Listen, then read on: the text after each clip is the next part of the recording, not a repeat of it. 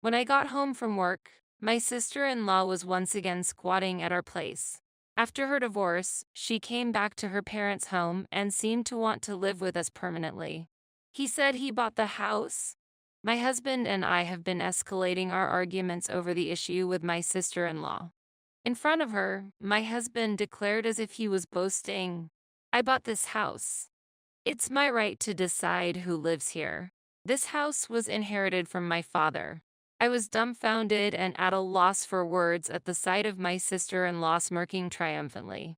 Furthermore, my husband has even brought his parents into this, making me out to be the villain. I can't stay silent in this situation. I'll corner them all, including my sister-in-law. My name is Jane Muller. I am 35 years old and work for an IT company. I have been married to David for 4 years. My mother passed away 10 years ago, and my father 5 years ago. My father always said, "This house is a precious place filled with family memories. After I'm gone, I want Jane to use it freely with her spouse." To that, I responded, "Don't say such ominous things. I'd rather we all live here together." Haha, that's true. I'd be even happier with grandchildren. Yeah, that's a story for the future. Without you around, I can't even show your grandchildren's faces. Haha, exactly. So, I have to stay healthy for at least another 20 years. Right? That's the spirit. My father was always the picture of health. However, I never dreamed he would leave this world so soon, stricken by cancer. The hardest part was that he never told me about his condition until it was too late to do anything. When he finally said, "Actually, I'm in the hospital." I deeply regretted not doubting my belief that my father could never fall ill. After my father's funeral, my then fiancé David said, "I'll support you, so don't worry. I'll always be by your side, Jane." David, both my parents are gone now. That's why I'm here. I'll definitely protect you, Jane. I'll be by your side with all my might. Thank you, David. Having you by my side really saves me. I feel the same. Let's be happy together from now on.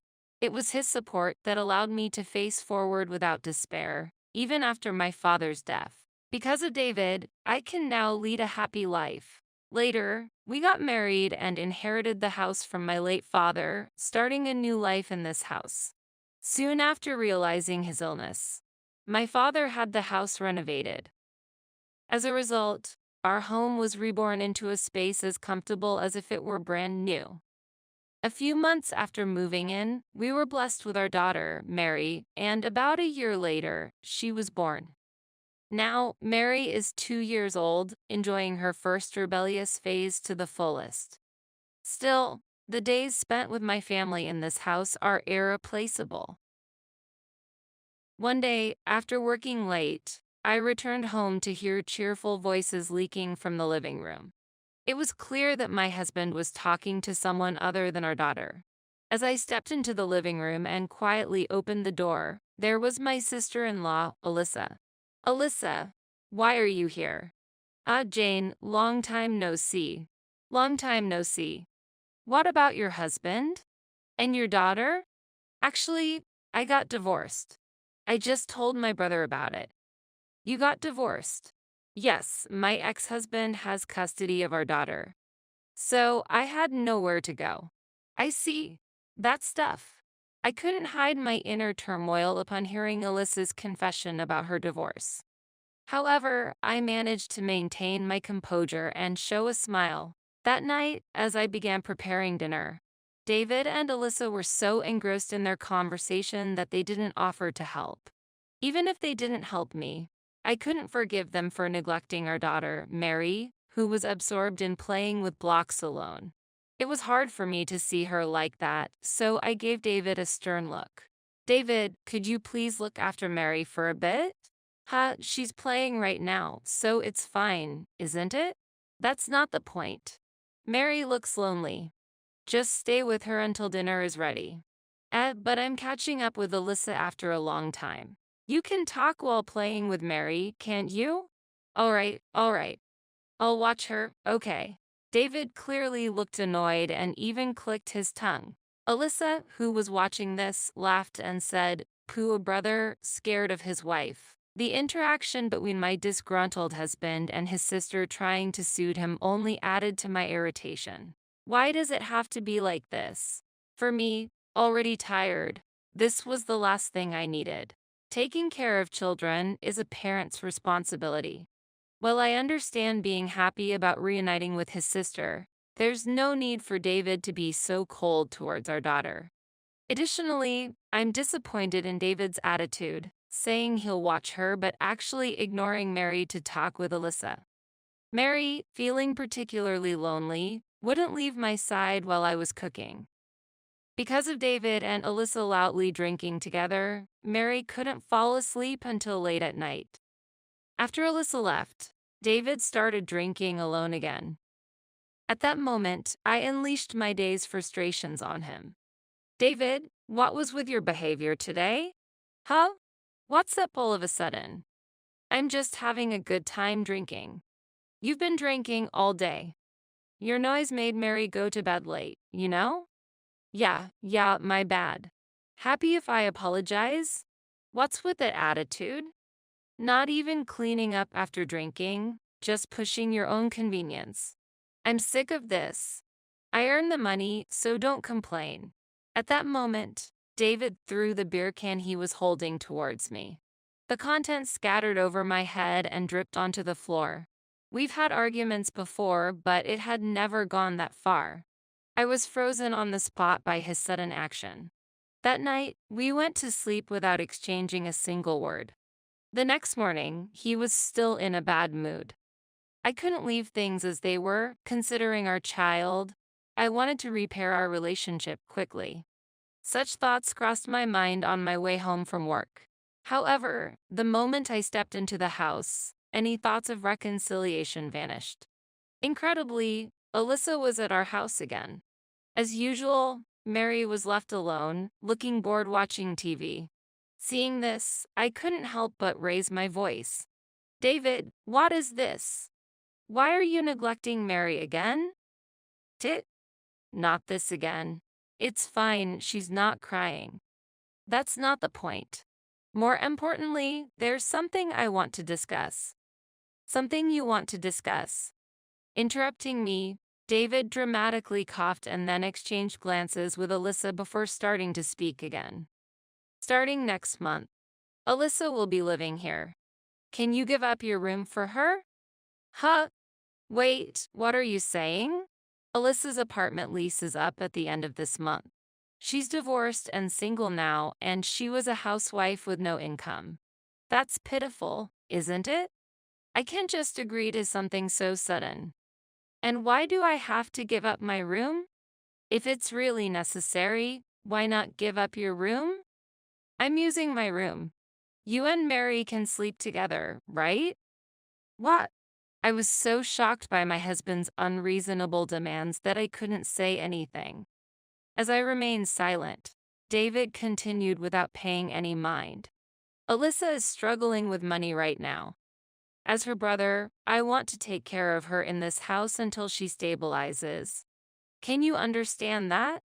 But still, why do I have to give up my room? Why are you making such a big deal out of this? Can't you give up a room for your sister-in-law? That's so selfish.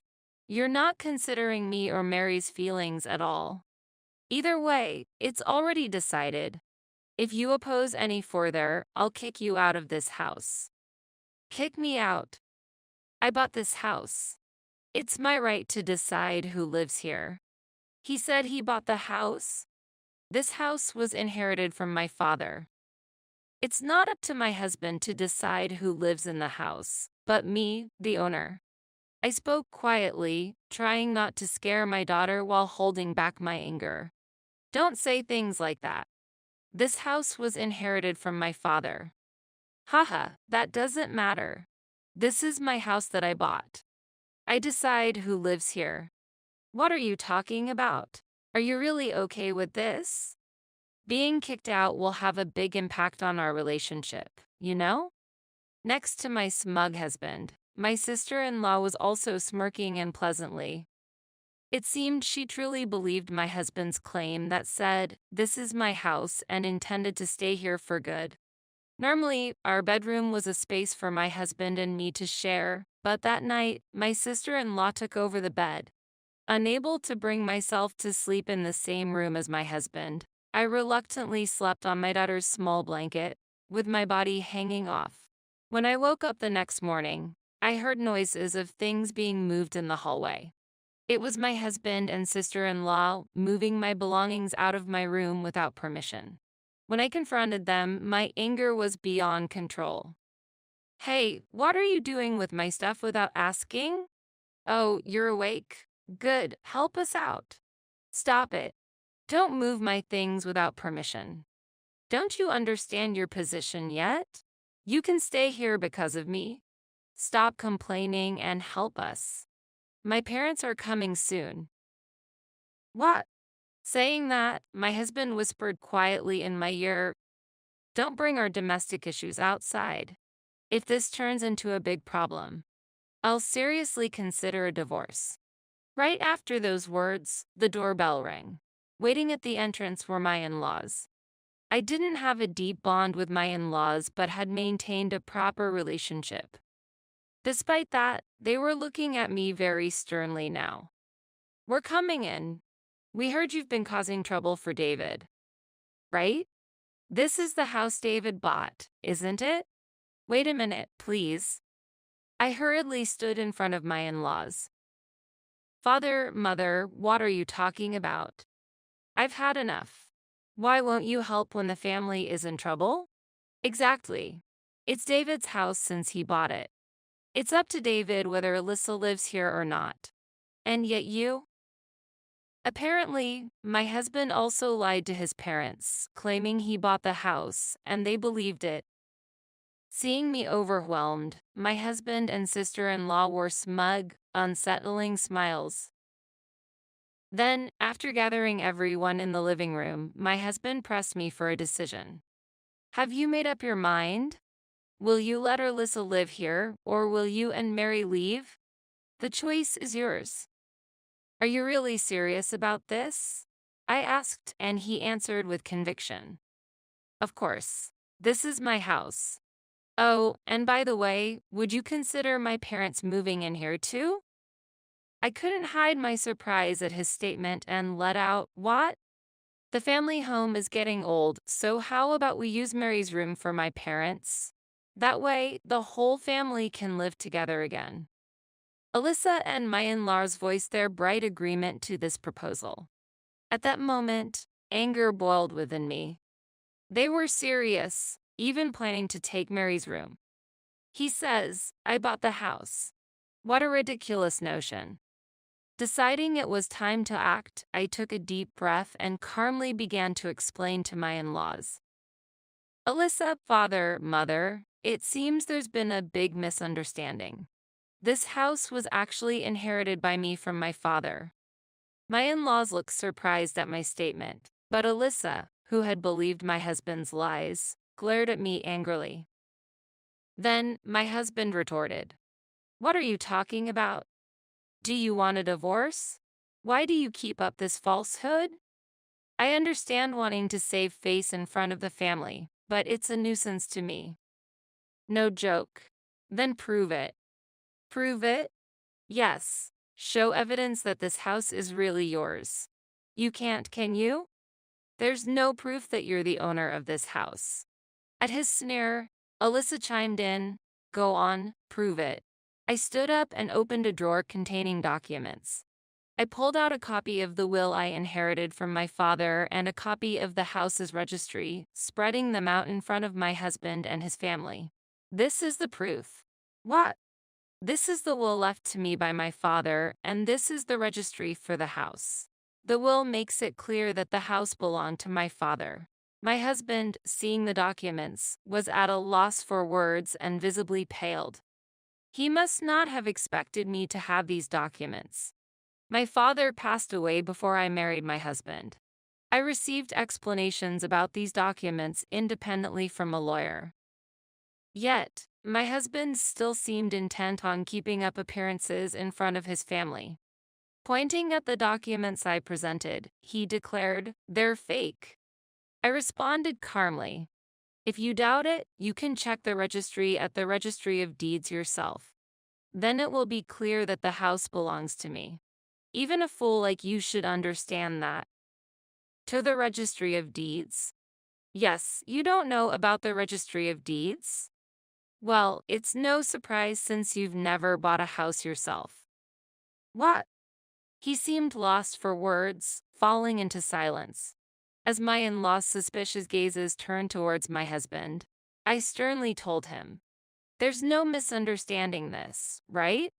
The possibility of you being the owner of this house has been completely negated. You wanted to look good in front of the family, but you've only worsened your own position. All because you wanted to show off and lied. Calm down, Jane, let's talk." "There's no need to talk. Continuing our marriage is impossible now. Leave immediately. Let's divorce, just as you wished." "No, that's—" My husband looked desperate and repeatedly tried to apologize. However, my resolve was firm, and I did not forgive him. My heart had completely cooled towards him, and the love I once had was gone. In this situation, my in-laws were furious, scolding my husband with shameful. In the end, my father-in-law brought the divorce papers, and they were signed by my husband on the spot. My in-laws, who handed me the divorce papers, apologized with a look of regret. "Jane, we are truly sorry for how things turned out. I'm truly sorry for making you go through this. We had no idea our son was lying. It's okay. Having the divorce papers signed saved me the trouble."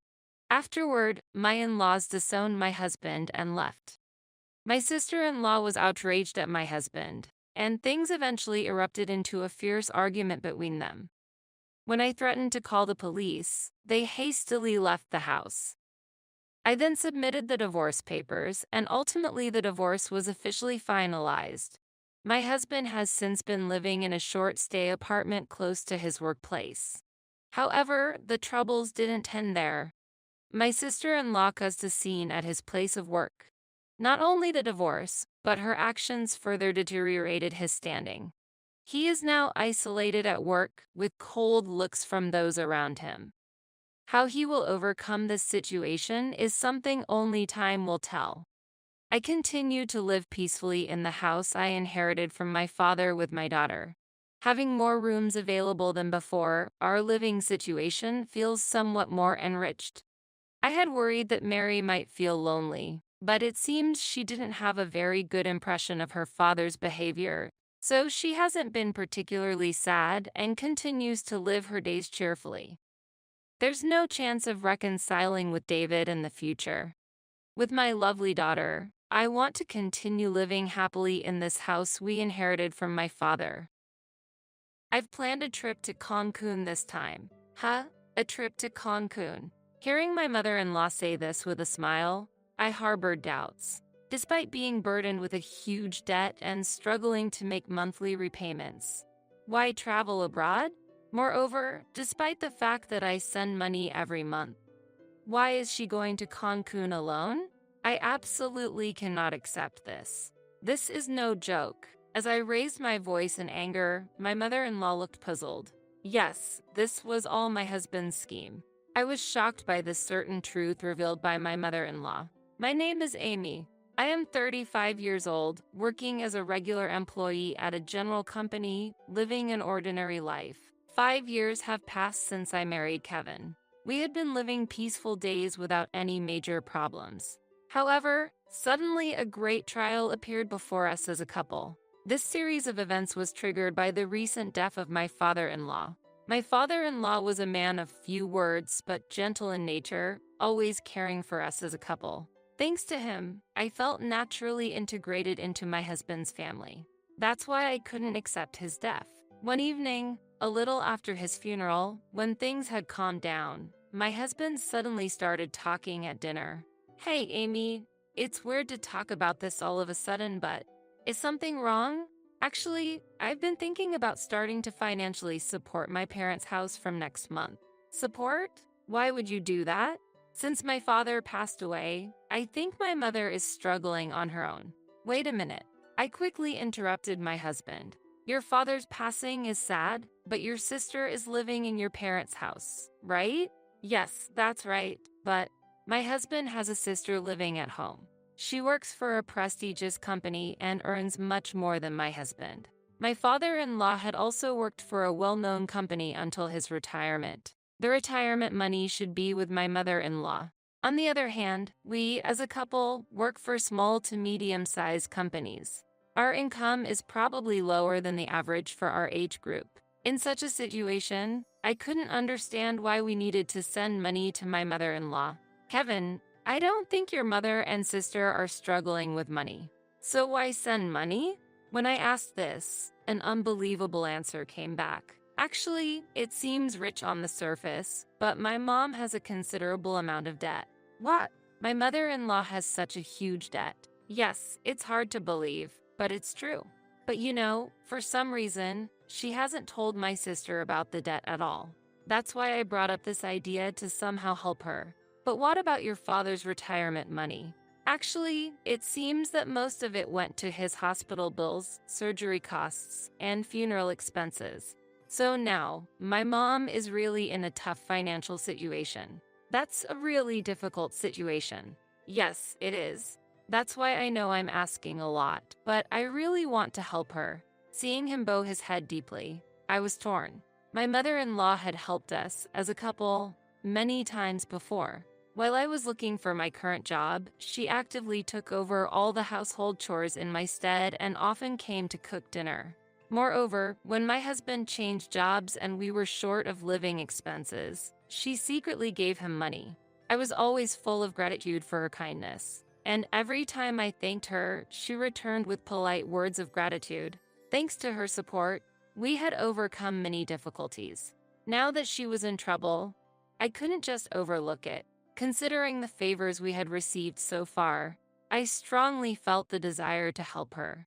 With those feelings, after a little hesitation, I eventually agreed to my husband's proposal. From that day, to support my mother-in-law financially, we became stricter about saving. We were not living luxuriously in the first place, but still, we simplified our meals even more and switched to cheaper items for daily use. My husband started working late every day and came home late at night more often. And then, an incident occurred during these days. Perhaps due to accumulated fatigue, I developed a fever and fell ill. When I was preparing to go to the hospital after calling in sick to work, my husband said, "Wait a minute, are you really going to the hospital?" "Yes, I am." "Just a fever, isn't it? There's no need to go to the hospital for a mild fever, especially when we need to save money." What? I was surprised by his words, but managed to argue back. But what if it's a viral fever like the flu? We have fever reducers at home, right? Just take those and rest. You'll get better. Going to the hospital is a waste of money. That's not true. Listen to me. No matter what, don't go to the hospital. We're saving money, remember? After hearing those words, I had no choice but to rest at home, and ended up being bedridden for 3 days. Since then, my distress towards my husband gradually began to increase. Months later, to check on my mother-in-law's well-being, we visited my husband's parents' house. As I stepped into the living room, clothes and travel bags were scattered everywhere. Were you in the middle of sorting something out?" I asked, and my mother-in-law replied with a beaming smile. "Oh, actually, I'm going to Cancun this time." "A trip to Cancun?" "Yes, that's right. Sarah said she would come with me." "Amy, how about you? Do you want to come along?" "Really?"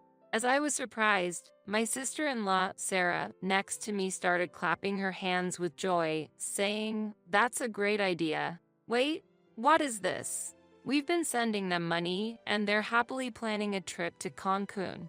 This can't be happening."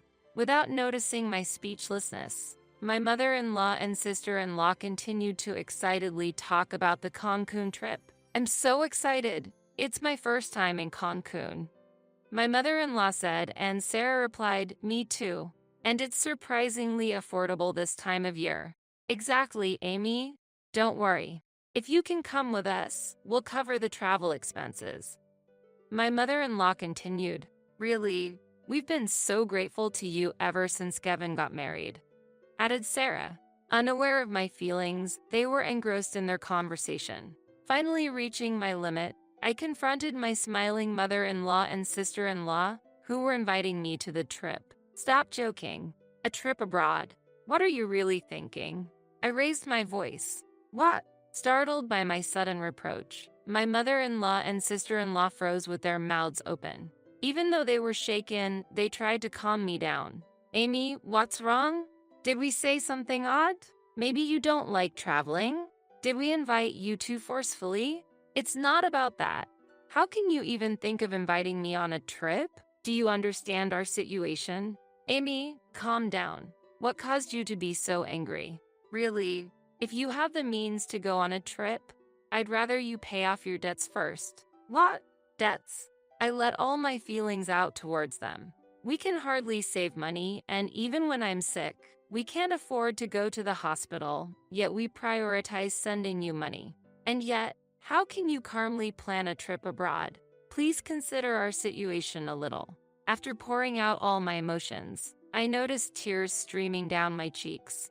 Whether it was anger, sadness, or both, I wasn't sure. However, I was certain that the frugal lifestyle until now had been more painful than I thought. While crying, I collapsed on the spot. Seeing this, my husband rushed over in surprise. Hey, you! What are you saying to my mom? But, that's enough. We're going home. Kevin tried to pull me up forcefully. At that moment, my mother-in-law spoke up quietly. Wait a minute. What debts are you talking about? What? But didn't you have a huge debt? Surprised by my response, my mother-in-law's expression changed. There's no such thing. There's still my husband's pension and inheritance left, and I wouldn't be able to go on an overseas trip if I had debts. What? But in that instant, I realized the full picture of the situation. Anger welled up inside me. The reason why my husband's income didn't increase despite his daily overtime, why I was the only one getting thinner and sick, despite the strict savings, and why my usually polite mother-in-law never thanked us for the money we sent. Then, I faced a shocking truth. The need for sending money, as my husband had been saying, was actually a fabrication. There was never a need to send them money. I could have gone to the doctor immediately when I got sick. I would have realized it if I had thought about it a bit more. Realizing this made the pointlessness of our past frugal life evident. But in our financially tight life, it had been hard to make a calm judgment. My mother-in-law and sister-in-law on the scene seemed to realize the truth behind my husband's words. They looked at Kevin with a doubtful gaze. Kevin, what's the meaning of this? Amy says she was sending money because you had debts. What's all this about? Kevin was clearly looking for an excuse. No, it's different. Actually, how is it different? Explain it clearly. Make us understand. Talk properly. Well, I could see that he was still trying to control the situation. My love for him had completely faded. I confronted my confused husband directly. What's all this about? There were no debts for your mother or sister. Where did all the money I gave you every month go? He began to mumble his words. Well, don't lie now. Tell me everything. The truth he revealed was something I found hard to accept. Actually, I was invited by a colleague and ended up going to nightclubs. You've been going to a nightclub? Yeah, well, how should I put it? I just got carried away without realizing it. I can't believe it. Going to such places when it hasn't been long since your father passed away. And that was around the time you started talking about sending money, right? I'm sorry, really sorry. I just went there for a bit of a change of pace. I didn't think it was a big deal. Such an excuse can't be accepted. How can you behave so irresponsibly? Lying about sending money and using my hard-earned money for going to nightclubs. I can never forgive that. No, it's not like that. I never meant to hurt you, Amy. I just got a bit carried away, that's all. I really regret it. As I shouted, my husband tried to appease me, piling up lies. But trust once lost, even but when husband and wife, is not easily regained. His impromptu lies and insincere attitude completely extinguished my love for him. No matter how long his apologies continued, I couldn't forgive him in my heart. I couldn't bear it anymore. I felt it was impossible to continue living with someone who lied to satisfy his own desires. With despair welling up from the depths of my heart, I told my husband my final words.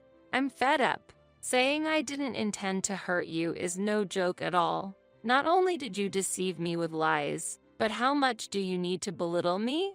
While I had a fever, you forced me to save money and enjoyed yourself in nightclubs? Unbelievable. Sarah's voice of surprise echoed in the background as I continued indignantly. I've been saving hard for your dear mother. Food, daily necessities, clothing. I've been enduring it all. Do you understand that effort? I can't even think of you as a family anymore. Such a scumbag should just go to hell. Just wait. I only went to nightclubs. Just that? The drinks you enjoyed with the money saved while I was sick must have tasted great. No, it was for work. I don't want to hear it anymore. I'm leaving. Wait, Amy, please, I need you. What? Now? Have as much fun as you want in the nightclubs and see how it feels. Don't say that. By the way, I want all the money I gave you as support back. Make sure you pay it all back. Realizing the situation, my mother-in-law and sister-in-law hurriedly showed a posture of apology. Amy, I'm really sorry. I can't believe my foolish son did such a thing. It's truly shameful. Because of my thoughtless brother. Mother, Sarah, please don't apologize. It's not your fault. No, we have a responsibility too. We want to make amends somehow. Amy, I'm so sorry too. My brother has caused such trouble. Don't worry about it. But I've decided to divorce. I'm truly grateful to both of you, but please let me say goodbye. They nodded while shedding tears. Mother, Sarah, thank you for everything until now. At that moment, my husband called out to me with a pained voice. He knelt on the spot and continued to make excuses. Amy, please forgive me. I really regret what I've done until now. Before I could react, Sarah moved first and slapped my husband across the face. As he stood there stunned with a swollen cheek, Sarah looked down at him and said, I can't believe you would do something so terrible. How much more did you need to torment Amy? Sarah, lying to Amy to take the money meant for supporting the family, not allowing her to go to the hospital, and on top of that, spending that money at nightclubs. How can you be so heartless? I'm ashamed to be your sister. Wait, just hear me out. What's the point now?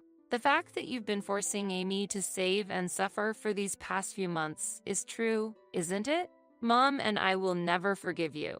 Never associate with us again. Do you understand? Don't ever show your face to us again. My sister-in-law, holding back tears, forcibly dragged my husband out and threw him outside. She locked the door and cut off all communication with my husband. No matter how much he pleaded at the entrance, the door was not opened. Amy, I'm really sorry. There's not much I can say now, but forget about that man and find happiness. With those words, I was hugged tightly by my sister-in-law. After expressing my gratitude, I left my in-laws' house. Then, I moved out of the house where I lived with my husband and found a new place near my workplace. Since I was already employed permanently, I didn't face much difficulty in living even after the divorce. I consulted a lawyer I knew to proceed with the divorce. It was clear that my husband was at fault, and the divorce was quickly finalized. I claimed the money he fraudulently took from me as support and the resulting compensation. I made sure to collect the maximum amount. He ended up having to pay the compensation in a lump sum and is now living days incomparably harder than before. I hear he is consumed with endless overtime and working through the night. Naturally, he no longer has time to frequent the nightclubs he used to enjoy. Now, he's just an existence who works. After the divorce, I received several messages from my ex-husband. I was wrong, forgive me. I'm not going to nightclubs anymore. I don't want to get back together. I'm just really in trouble. Can you lend me some money?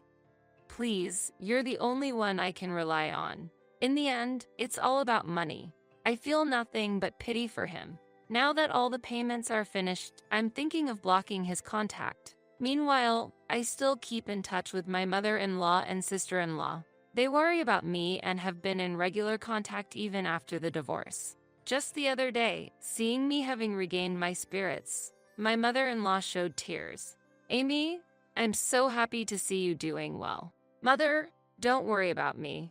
I can live on my own strength. I always thought you'd be okay, Amy.